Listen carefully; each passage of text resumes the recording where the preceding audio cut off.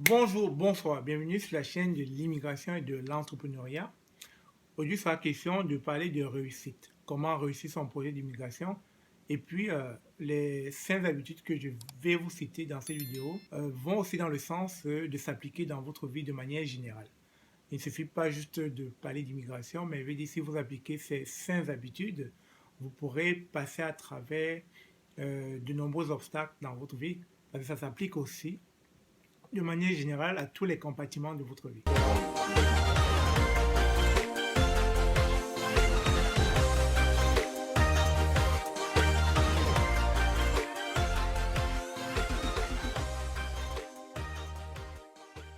Alors, sans plus tarder, nous allons commencer par la première habitude.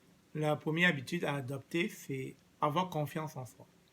Si vous avez confiance en vous, vous allez vous rendre compte que tout ce qui va être dit autour de votre projet d'immigration ne viendra pas dans le sens de vous décourager ou ne viendra pas dans le sens de vous intimider. Parce que beaucoup de personnes qui manquent confiance en eux, lorsqu'ils s'entourent ou bien lorsqu'ils vont vers des personnes négatives ou bien des personnes nocives pour leur épanouissement, on va toujours leur donner cette sensation ou bien leur partager cette sensation que leur projet d'immigration sera voué à l'échec. Et cela va venir à être cultivé dans la tête de la personne qui la recevra. Et sans que la personne ne le veuille, cela aura un effet dévastateur dans la suite de sa procédure. Donc, il faut avoir confiance en vous, même si certaines personnes tendent à vous dire que les choses ne vont pas aller comme vous le pensez. Prenez le temps de vous asseoir et puis justement de regarder au cas par cas, bien pas à pas, comment tout cela peut s'appliquer sur votre projet. Mais en aucun cas, vous ne devez pas douter une seule seconde si vous avez justement le profil requis, les compétences requises pour pouvoir mener à bien votre projet d'immigration. La deuxième habitude, c'est de n'avoir pas peur des échecs. Alors, lorsque je parle d'échecs ici, il y a beaucoup de personnes justement qui mènent actuellement le projet d'immigration et qui ont cette crainte que cela peut être refusé ou bien que lorsqu'ils vont appliquer, que la réponse soit négative. Alors, je pense que si vous commencez déjà à développer ce genre d'inquiétude, alors ça va justement favoriser le refus de visa ou bien le refus de l'obtention de votre sésame pour venir au Canada. Justement, il ne faut pas avoir peur des échecs. L'échec ici, c'est comme un apprentissage. C'est à force de nombreux échecs que vous finissez par avoir l'expérience nécessaire pour non seulement en parler, mais pour ne plus retomber dans les mêmes erreurs.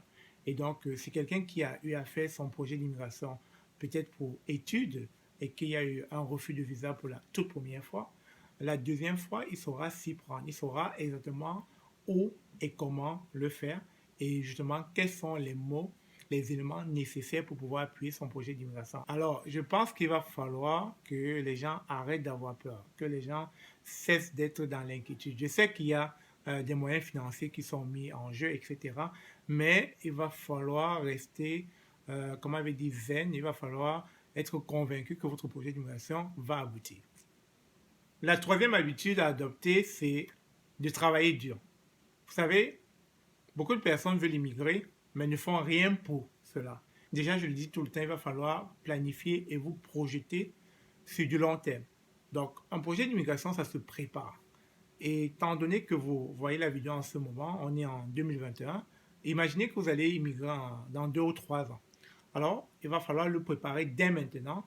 Donc, si le montant demandé, c'est-à-dire pour la preuve financière, est de, je pense, est de 12 960 dollars pour quelqu'un qui est célibataire et que actuellement vous n'avez même pas 1000 dollars canadiens, donc il va falloir vous mettre au four et au moulin dès maintenant. Donc c'est maintenant qu'il va falloir travailler dur pour pouvoir atteindre cette somme-là.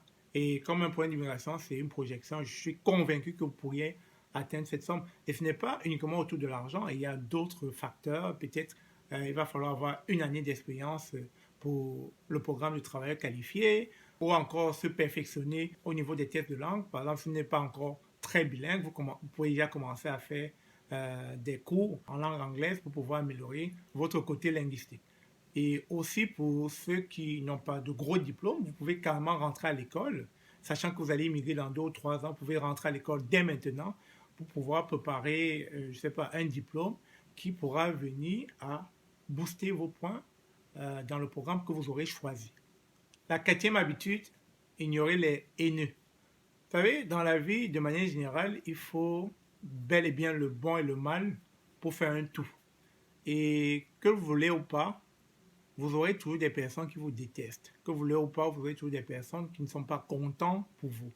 Et donc, je sais que c'est comment en Afrique, hein, lorsqu'on prépare son projet d'immigration, lorsqu'on veut immigrer, on n'en parle pas. Pourquoi? Parce que justement, on a cette crainte qu'il y a des oiseaux de mauvais augure qui rôdent autour de nous, qui, s'ils apprennent qu'on veut immigrer au Canada, qui vont tout faire pour nous en dissuader ou bien nous mettre les bâtons dans les roues.